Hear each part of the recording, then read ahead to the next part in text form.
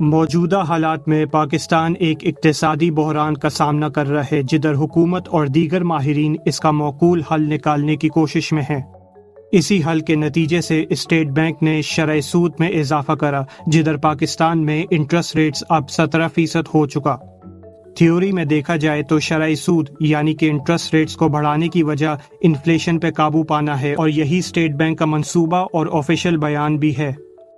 Interest rates میں اضافہ کرنا ایک اسٹریٹجی ہے کاسٹ آف بورنگ کو بڑھانے کی، جس کی وجہ سے لوگ اور کمپنیز دونوں کم انویسٹمنٹس اور کم خرچے کریں، جس سے ڈیمانڈ کم ہو اور قیمتیں خود ہی کم ہو کے کنٹرول میں آنا شروع ہو۔ اس اضافے سے لوگوں کی پرچیزنگ پاور میں کمی آئے، اور یہ ایک IMF کی شرط بھی ہے۔ تھیوریٹکلی یہ ٹھیک لگتا ہے، لیکن سوال یہ ہے کہ کیا انٹرسٹ ریٹس کو بڑھانا واقعی میں ایک کامیاب منصوبہ ہے پاکستان کے لیے، اور یہ جاننا ضروری ہے کہ کیا یہ اسٹریٹجی ماضی میں بھی کامیاب ہوئی ہے یا نہیں۔ ایک الگ نظریے سے دیکھا جائے تو انفلیشن کی اصل بنیاد سپلائی ہے، اور جب کسی چیز کی سپلائی نہ ہو تو اس چیز کی ویلیو یعنی کہ پرائس بڑھنا شروع ہوتی ہے۔ پاکستان میں انٹرسٹ ریٹس بڑھائی گئی اسی ڈیمانڈ اور پرائس پہ قابو پانے کے لیے، لیکن اس سے انفلیشن پہ کوئی خاص اثر نہیں پڑنا، کیونکہ پہلی چیز حکومت خود ہی ہے جو قیمتیں بڑھاتی ہے IMF کے کہنے میں، یعنی کہ انٹرسٹ ریٹس کچھ بھی کر دو لیکن اینڈ میں قیمتیں حکومت کو ہی ڈیسائیڈ کرنا ہے۔ یہ جو مانیٹری پالیسی ہوتی ہے، کیا اس کی وجہ سے پاکستان میں کبھی مہنگائی کنٹرول ہوئی ہے؟ میرا نہیں خیال اس کا کوئی زیادہ امپیکٹ ہے۔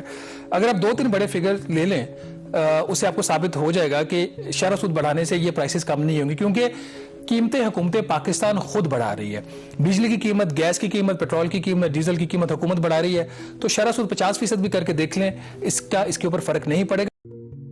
اس کی مثال دی جائے تو جب اسٹیٹ بینک نے انٹرسٹ ریٹس پہ اضافہ کرا تو اس کے فوراً بعد حکومت ہی تھی جس نے آئل پرائسز میں اضافہ کرا، جس سے ایک ریپل ایفیکٹ بنا کہ جو بھی بزنسز کے روز کے استعمال میں آئل شامل ہے، ان کو قیمتیں مجبوری میں بڑھانا پڑی تاکہ اپنی آئل کی کاسٹ کو کور کر سکیں۔ لیکن ان سب میں انٹرسٹ ریٹس کا کوئی فائدہ نہیں، بلکہ سرمایہ کار الٹا سرمایہ کاری سے گریز کرے گا بڑھتے شرح سود کی وجہ سے۔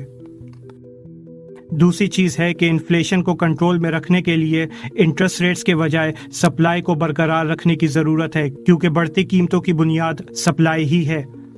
اور نظر دہرائی جائے تو کووڈ لاک ڈاؤن، روس یوکرین جنگ، سینکشنز، کاروبار بند ہونا، LCs نہ کھلنا اور گندم جیسی بنیادی اشیاء میں بحران آنا، یہ سب سپلائی میں کمی اور منفی اثر ڈال چکی ہے، جس کی وجہ سے قیمتیں مزید بڑھ رہی ہیں، اور ان سب کو لے کے انٹرسٹ ریٹس کو مزید بڑھانا معاشی حالات اور سنگین ہو سکتے ہیں۔ لیکن ماہرین اس کی دلیل یہ دیتے ہیں کہ شرح سود کا اثر دراصل فوراً نہیں بلکہ مستقبل میں لوگوں کی ڈیمانڈ پہ قابو پاتا ہے، کیونکہ مہنگائی کی وجہ سے لوگ تنخواہ زیادہ ڈیمانڈ کریں گے، اور زیادہ تنخواہ سے لوگوں کی پرچیزنگ پاور بڑھے گی، جس سے مزید انفلیشن ممکن ہے۔ اسٹیٹ بینک اس کو سیکنڈ راؤنڈ افیکٹ کے نام سے کہلاتا ہے، اور ان سب کو روکنے کے لیے شرح سود بڑھانے کا جواز پیش کرتا ہے۔ جنرل پرائس لیول جو ہے وہ بڑھنا شروع ہو جائے گا تو ظاہری بات ہے کہ آپ کے جو جنرل پبلک ہے، جس میں لیبر بھی شامل ہے، ہر کوئی شامل ہے، وہ فوراً ڈیمانڈ کریں گے کہ یار ہماری ویجز جو ہیں وہ بڑھیں گی، اور جب ان کی انکمز بڑھیں گی تو وہ ڈیمانڈ بھی بڑھ سکتی ہے اس کی۔ بالکل ٹھیک ہے جی۔ تو سینٹرل بینک اس چیز کو مد نظر رکھتے ہوئے جب وہ دیکھتا ہے کہ بھی آگے جا کے انفلیشن بڑھ سکتی ہے، اس کے سیکنڈ راؤنڈ امپیکٹ بھی آئیں گے، تو وہ پالیسی ریٹ بڑھا دیتا ہے۔ لیکن جب 2022 کی انٹرنیشنل لیبر آرگنائزیشن رپورٹ پہ نظر ڈالی جائے تو انہی سپلائی شارٹیج اور انفلیشن کی وجہ سے الٹا تنخواہ میں کمی دیکھی جا رہی ہے، جو زیادہ تر مڈل انکم پہ اثر کر رہی ہے۔ اور Karachi chambers of commerce and industry نے کہا کہ اسی اکنامک کرائسس کی وجہ سے تنخواہ دور کی بات بلکہ بے روزگاری اور ڈاؤن سائزنگ ہونی ہے، جدھر شرح سود بڑھا کے لوگوں کی پرچیزنگ پاور الٹا کم ہوگی۔ اگر ویجز بڑی ہے بھی تو زیادہ تر گورنمنٹ امپلائیز کی بڑی ہے، اور اسی نیو لبرل نظام کے نتیجے میں مونوپولیز اپنی مرضی سے قیمتوں کو چھیڑ سکتے ہیں، مزید سپلائی شاکس پیدا کر کے، جدھر اس سرمایہ دار نظام میں نجی اشرافیہ یعنی کچھ چند ایلیٹس اسی بڑھتی قیمتوں سے دولت اپنے آپ میں برقرار رکھ سکتے ہیں، جبکہ غریب اور مزید غریبی کی حالت میں ہے۔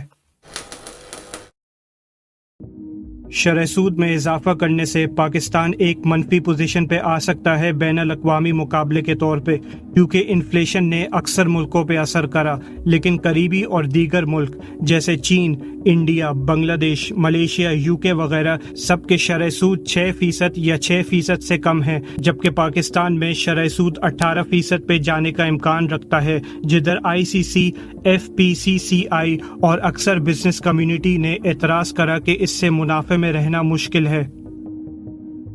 اور ماضی میں نظر ڈالی جائے تو پاکستان میں ٹرینڈ ہے بڑھتی شرح سود کا، جس کی وجہ سے اکنامک ایکٹیویٹی میں کمی دیکھی گئی اور کچھ جگہ انفلیشن میں انتہائی اضافہ دیکھا جاتا ہے بڑھتے شرح سود کے باوجود۔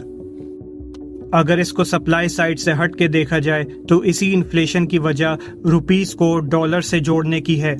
حالیہ میں ہی امریکہ کے فیڈرل ریزروز نے اپنے انٹرسٹ ریٹس میں اضافہ کرا، جو دوسرے ملکوں پہ منفی اثر کرے گا، کیونکہ اکثر ملکوں کی کرنسی ڈالر سے جڑی ہے۔ اس سے امریکہ کو کوئی خاص اثر نہیں پڑنا، کیونکہ وہ ڈالرز کو چھاپ سکتے ہیں اپنی معاشی حالات کو سنبھالنے کے لیے، لیکن کیونکہ اکثر ملکوں کی کرنسی ڈالر سے جڑی ہے تو ان ملکوں کو ایکسپورٹس اور فوریکس ریزروز جیسی چیزوں کا خیال رکھنا پڑتا ہے۔ اور اکنامسٹ کا یہ کہنا ہے کہ امریکی انٹرسٹ ریٹس بڑھنے کا مطلب پاکستان کی کرنسی مزید ڈی ویلیو ہوگی، جس سے انفلیشن اور بڑھ سکتا ہے۔ لیکن ان سب سے باہر نکلنے کا عام حل ہے کہ روپیز کو ڈالر سے ہٹ کے گولڈ یا سلور سے جوڑ دیا جائے، جس سے نہ صرف کرنسی سٹیبل ہونا ممکن ہے بلکہ انفلیشن میں بھی رکاو آ سکتا ہے۔